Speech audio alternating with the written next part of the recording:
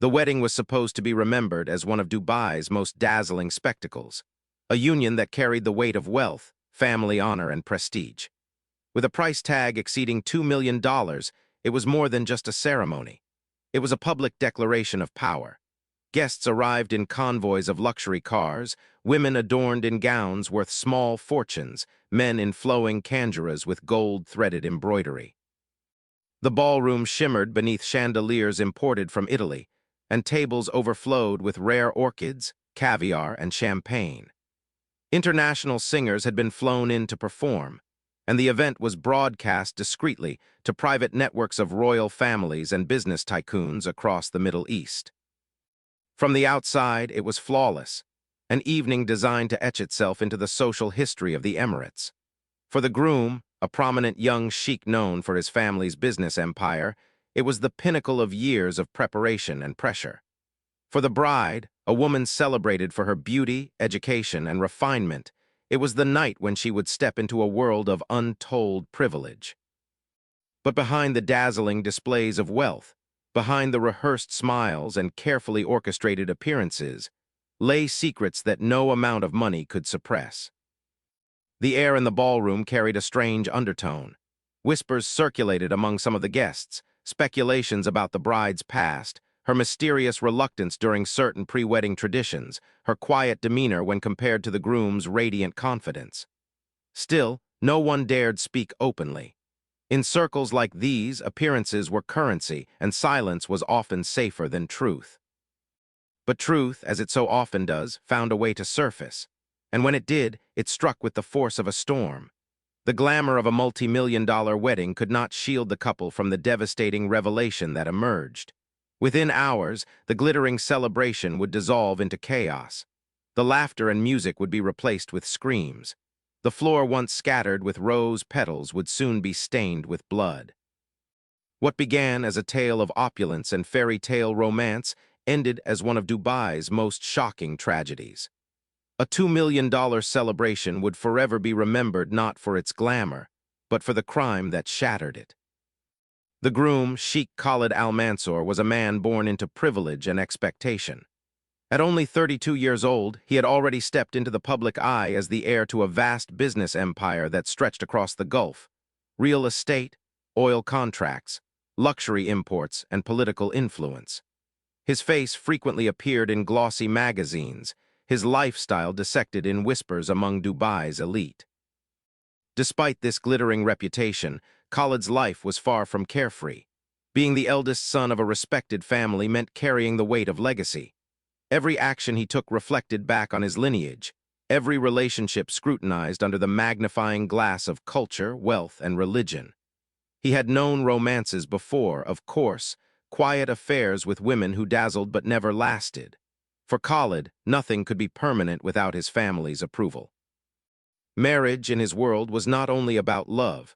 It was a binding contract between dynasties, a matter of honor, and an investment in the family's future. His relatives had long pressed him to marry, concerned that his bachelor status was beginning to spark gossip. A man of his standing could not risk scandal or rumors of impropriety. He needed a wife who could embody elegance, respectability, and loyalty, someone who could walk beside him in public without a hint of blemish on her record. Layla Hassan, a woman whose beauty alone seemed to silence rooms.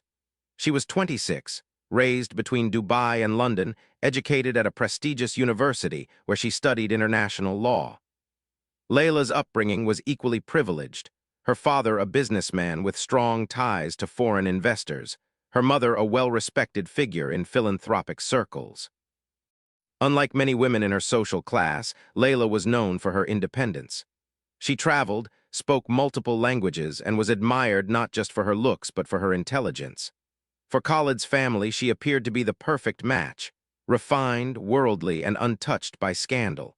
To outsiders, the union seemed almost predestined. But Layla carried a secret. 2 years earlier, after a routine medical checkup abroad, she had been diagnosed as HIV-positive. The diagnosis had shattered her, forcing her into silence. In a society where such a condition was more than a medical issue, it was a stigma, a scarlet letter. She chose not to tell anyone outside her private doctors. She began treatment immediately, keeping her health stable, but the fear of exposure haunted her every step. When her engagement to Khalid was arranged, Layla convinced herself she would find the right moment to confess. Yet as the wedding drew nearer, the courage never came. She rationalized it in different ways. She would explain once he knew her better, or perhaps after they had settled into marriage. But in the world she lived in, such secrets had no safe place.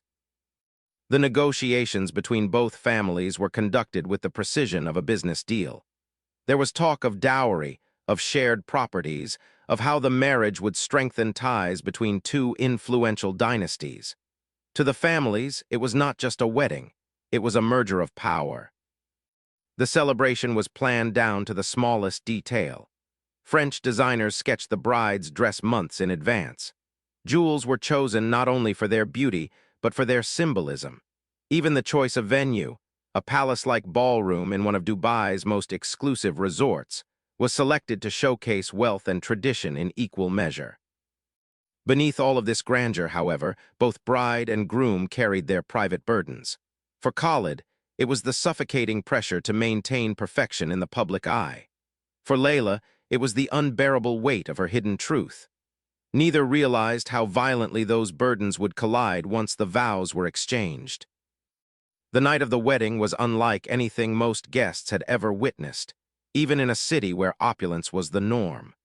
From the moment the invitations went out, custom-made boxes inlaid with gold leaf and delivered by private couriers, it was clear this would not be an ordinary ceremony.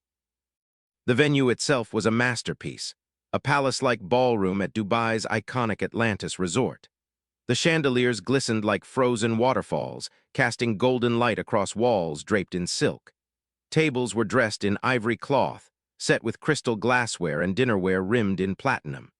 Exotic flowers, flown in from Thailand and South America, filled the air with a fragrance so thick it seemed to cling to every breath. Guests arrived in fleets of Rolls-Royces, Bentleys, and Maybachs, each entrance more dramatic than the last. Royals from neighboring Gulf states mingled with Western diplomats, international celebrities, and business magnates who had traveled across oceans for the occasion. It wasn't just a wedding. It was a show of power, a statement that this union was to be revered and remembered. The bride appeared in a gown worth more than most homes, a couture creation from Paris, embroidered with thousands of Swarovski crystals that sparkled under the lights. A diamond tiara rested on her head, a gift from the groom's mother, said to have once belonged to an empress. The groom himself wore a traditional kandjura tailored from the finest silk, paired with a cloak stitched with threads of real gold. Together, they looked like a vision from a fairy tale, beauty and wealth, honor and elegance standing side by side. Applause erupted when the couple entered, cameras flashing discreetly despite strict rules against media coverage. The orchestra played symphonies, singers performed ballads, and for hours the air was filled with joy, laughter, and admiration. To most, it seemed like a flawless evening. But not everyone was convinced. Sharp-eyed relatives noticed that the bride's smile sometimes faltered, her gaze dropping whenever she thought no one was watching. At times, she seemed distant, lost in thought, as though she were carrying a burden no amount of jewels could lighten.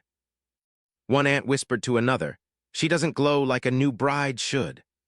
A cousin of the groom raised an eyebrow at how Layla avoided certain pre-wedding rituals, such as drinking from the ceremonial goblet together. The murmurs were small, but in a world where gossip traveled faster than light, even the smallest hesitation was noted. Still, the music and spectacle drowned out doubt.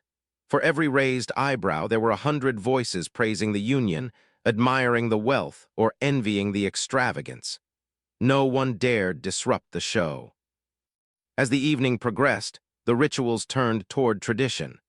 Families exchanged blessings, elders offered prayers, and the couple was escorted to their private suite where, according to cultural expectation, the marriage would be consummated. Khalid, radiant with pride, walked with the air of a man who believed he had achieved everything his family desired. Layla, though breathtaking in her attire, walked with trembling steps hidden beneath her flowing gown. Her palms were damp, her heart a drumbeat of dread. She had convinced herself that the truth could be delayed, that perhaps tonight she could avoid intimacy under the excuse of exhaustion. Tomorrow, maybe, she would find the courage to speak. But secrecy weighed heavily on her shoulders. The knowledge of her diagnosis, hidden from the man she had just promised to love and honor, burned like fire in her chest. Each cheer from the crowd felt like a knife twisting deeper into her conscience. In the bridal suite, the atmosphere shifted. Away from the music and celebration, the silence became suffocating. Khalid was eager, expecting the traditions to unfold as they always had in marriages of his world. But Layla stalled, untying jewelry slowly, excusing herself to the bathroom, inventing reasons to delay what was inevitable. For the first time that evening, cracks appeared in the illusion. Khalid, perceptive as ever, noticed her hesitation.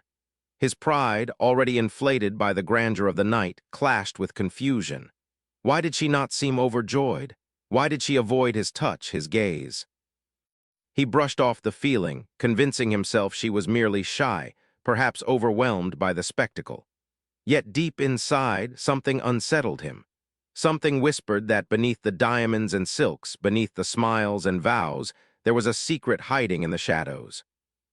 It began with a mistake, a small, almost careless one, but enough to open the floodgates of ruin. Among Layla's belongings, packed discreetly by her personal maid, was a folder she had intended to keep hidden. Inside, tucked between harmless travel documents, were copies of her medical records. She had carried them for practical reasons, unable to fully trust that doctors abroad would communicate seamlessly with those in Dubai. For months, the folder had traveled with her, a silent reminder of the life she was hiding. That night, while the bride was stalling in the bridal suite, a bridesmaid rummaged through the luggage searching for perfume. She stumbled upon the folder and, without understanding the gravity, handed it to one of the groom's cousins, joking that perhaps Layla had hidden love letters inside. But curiosity turned quickly into horror when the cousins scanned the pages. Words leapt from the paper: positive antiretroviral therapy, immune count. The cousin's face drained of color. In a family where every detail of health and reputation was guarded like treasure, such a revelation was dynamite. He rushed to Khalid, who at first laughed off the intrusion.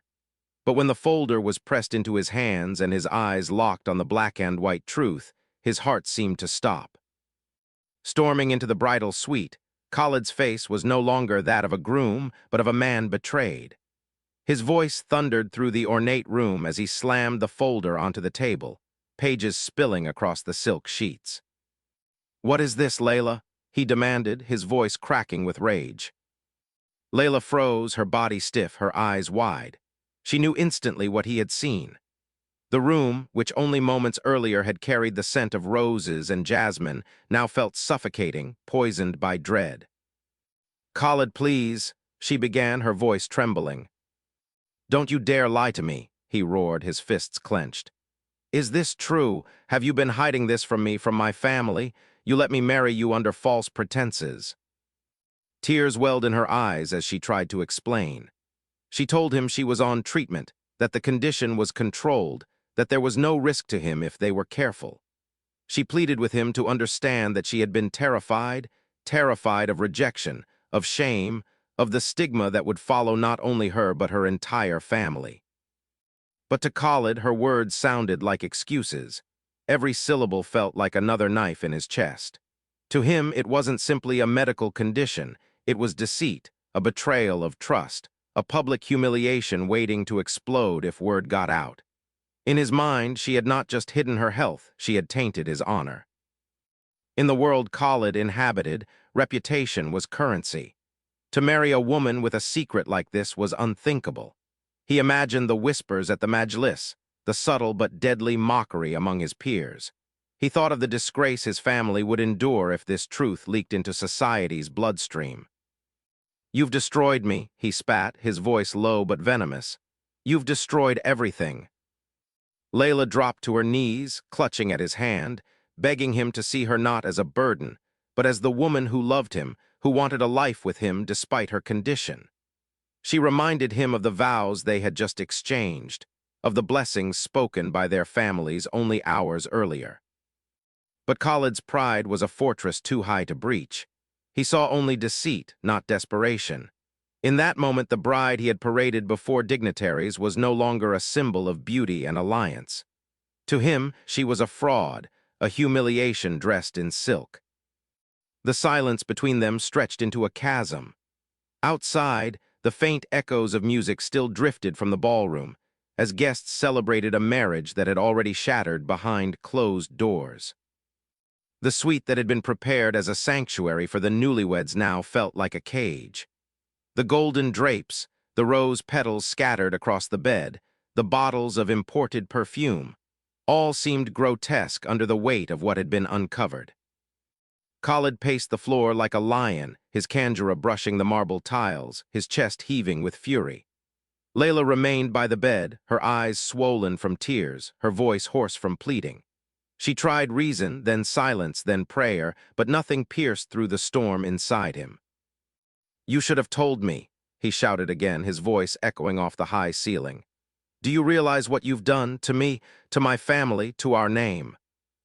Layla whispered, "I was afraid. I thought you would leave me if you knew." Her honesty only enraged him further. To Khalid, her fear was proof of guilt, her silence an unforgivable betrayal. He thought of the millions spent on the wedding, the politicians and royals who had attended, the image of perfection they had projected. All of it now seemed like a performance built on lies. His pride, a fragile but dangerous force, twisted into something darker. In his mind, this wasn't just about deception.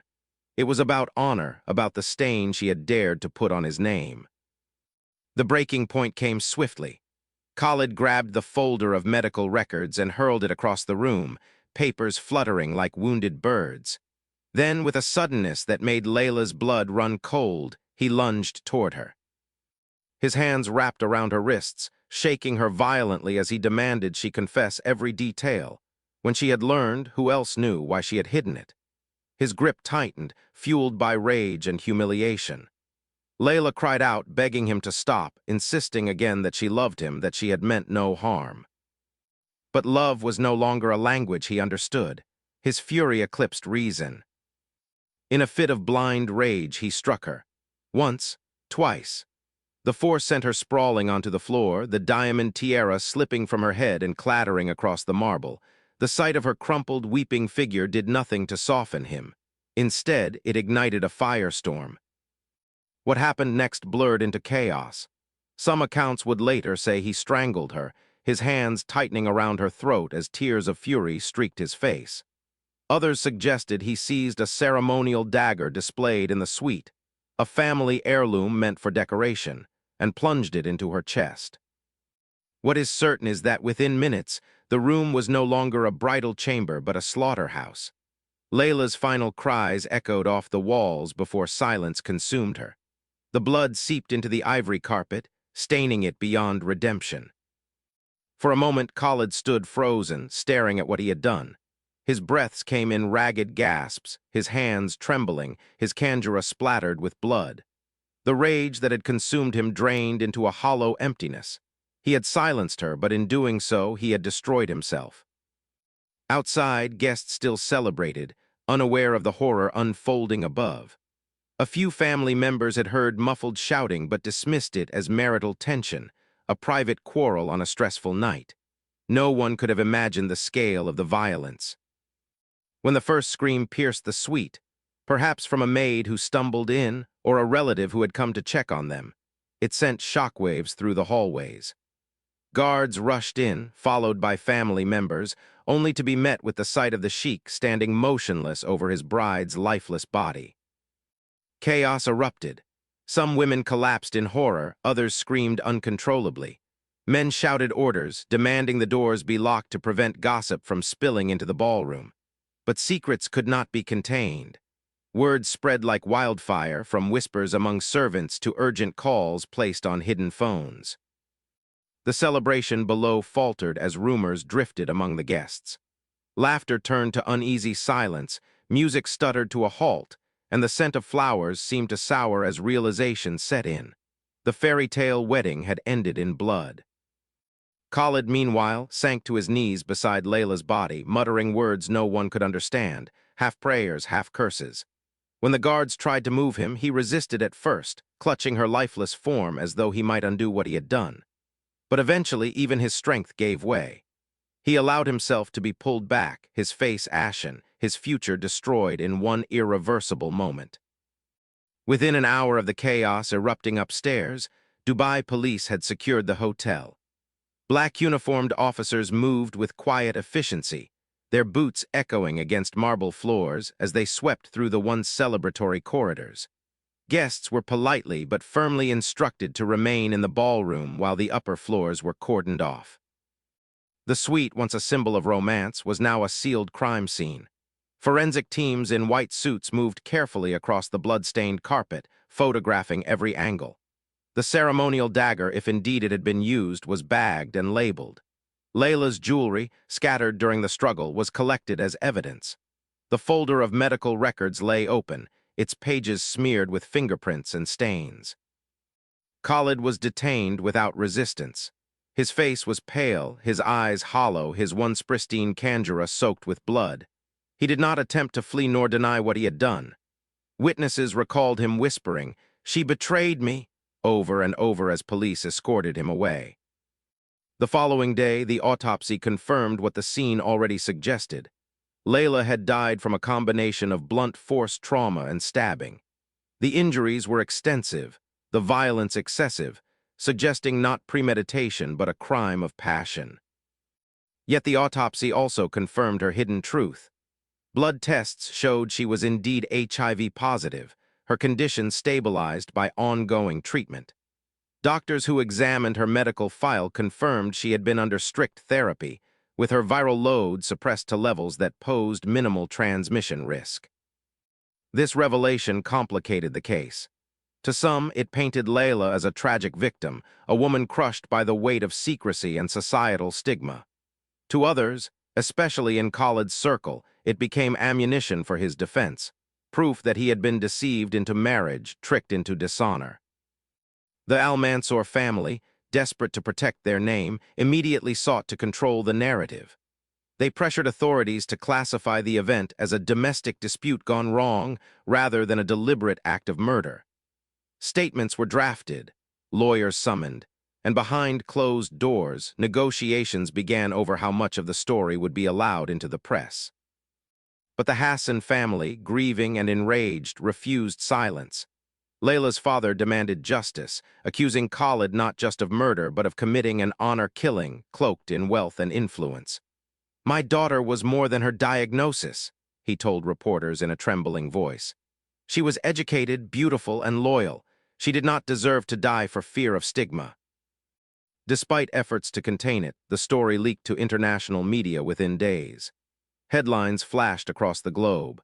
Dubai Sheikh murders bride hours after $2M wedding. HIV stigma at the heart of Gulf tragedy. From celebration to crime scene, the shocking Al-Mansoor wedding.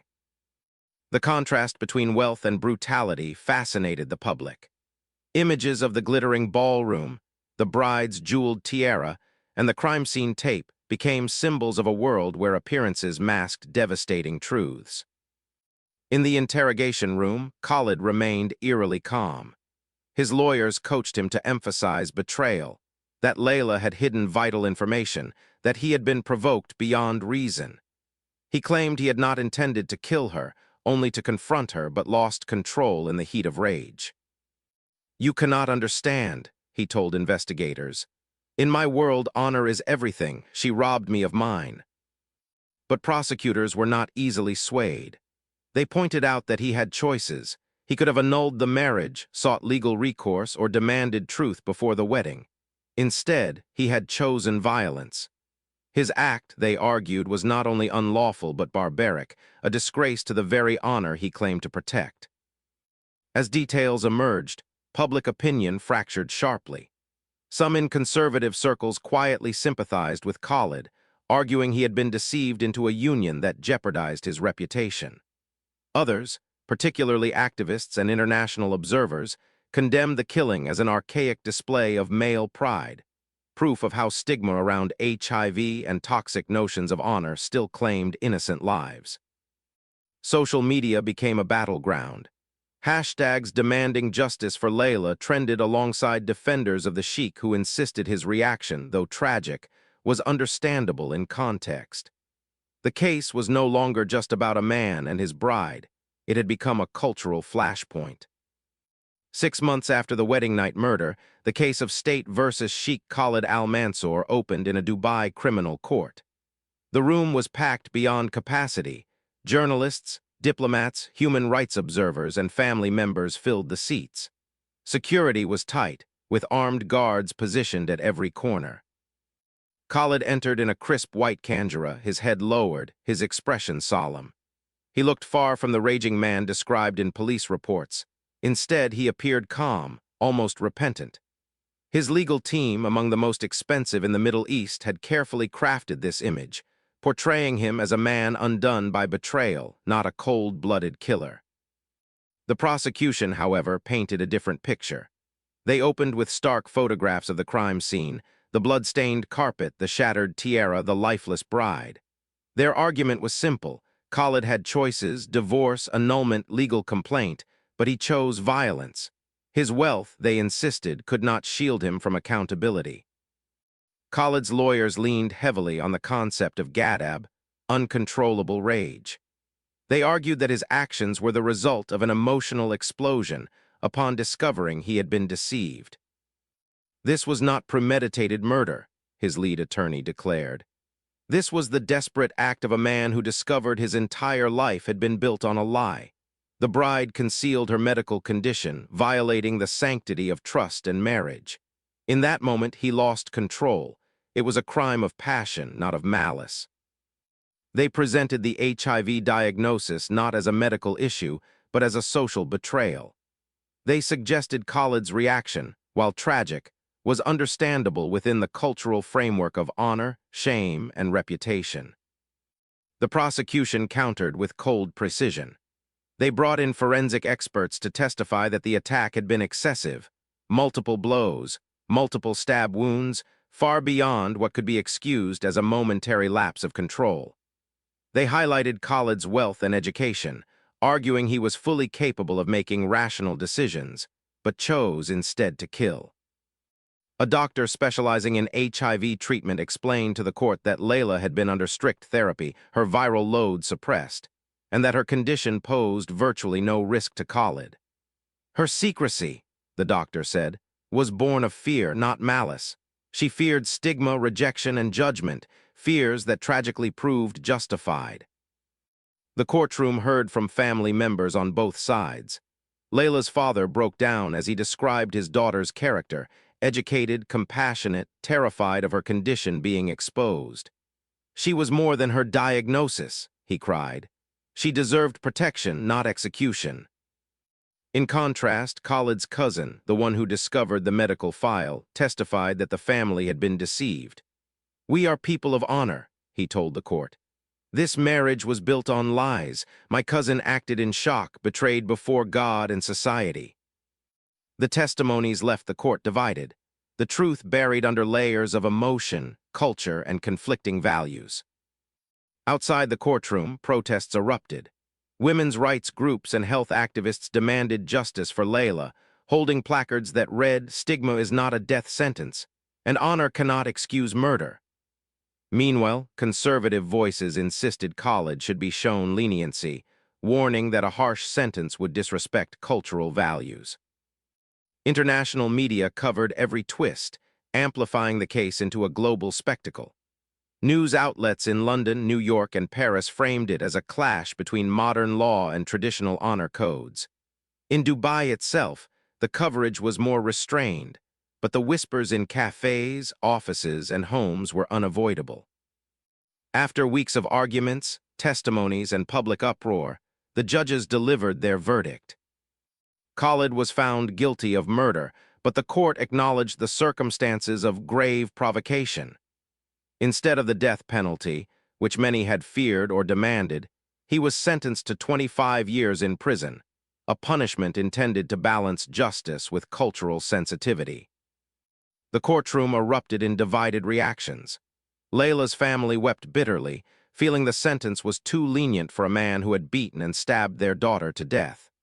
Khalid's relatives sighed in relief, grateful he had been spared execution. As guards escorted him away, Khalid looked back once, his face expressionless. Whether he felt regret, anger, or nothing at all remained a mystery. But for everyone present, one truth was undeniable. The wedding that was supposed to unite two dynasties had instead left two families permanently scarred, their legacies stained with blood. In the weeks following the trial, the Hassan family withdrew from public life. Their home, once lively with visitors, became a place of silence and mourning. Layla's father refused all interviews, his grief too heavy to bear. Her mother established a quiet foundation in her daughter's name, focusing on women's health and awareness campaigns about HIV, an attempt to turn pain into purpose. For the Al-Mansoor family, the stain of scandal lingered. Though they retained their wealth and influence, whispers followed them everywhere. Business partners avoided sensitive deals, fearing reputational risk. At weddings and social gatherings, conversations fell silent when their name arose. Khalid's imprisonment was a wound that money could not heal. Beyond the families, the tragedy sparked conversations that many had long avoided. For years, HIV had been a taboo subject in the Gulf, shrouded in fear, shame, and silence. Layla's death forced it into the open. Doctors gave interviews explaining treatment and prevention, insisting the disease was no longer a death sentence. Activists spoke about the dangers of stigma, that silence could be deadlier than the virus itself. Some religious scholars urged compassion, reminding people that illness was not a sin. Yet not all voices were sympathetic. Others doubled down, arguing that secrecy about such conditions was deceit, and Khalid's rage, though criminal, was understandable. The cultural divide widened, exposing the clash between tradition and modern realities. The case also drew international scrutiny. Western media portrayed it as a cautionary tale of unchecked patriarchy and the destructive power of honor culture. Human rights groups criticized the lenient sentence, demanding harsher punishment for violence against women. In response, Emirati officials emphasized their commitment to justice, pointing out that Khalid had indeed been convicted and sentenced. But the damage to Dubai's carefully curated global image was undeniable. For months, the story overshadowed the city's reputation for glamour and progress, reminding the world that beneath its skyscrapers and luxury, deep cultural tensions still lingered. For those who had attended the wedding, the memory was impossible to erase. They recalled the chandeliers, the music, the laughter, and then the screams, the lockdown, the horror. Invitations that had once been symbols of prestige now felt like relics of tragedy. Some guests admitted they could never walk past the Atlantis resort without remembering the night's grim ending. Others spoke in hushed tones about Layla's last dance, her smile masking fear. The images haunted them. A $2M celebration collapsing into silence, a bride transformed from queen to victim in the span of hours. Layla's story became more than a scandal. It became a warning, a reminder of the dangers of secrecy, pride, and unchecked rage. To some, she was a symbol of women silenced by stigma. To others, Khalid was a cautionary tale of how honor, when twisted, could destroy lives. Even years later, the wedding was remembered not as a union but as a bloodstain. The chandeliers still sparkled, the flowers wilted, and the music faded, but the memory remained. A night when wealth and tradition could not save love from the weight of hidden truth.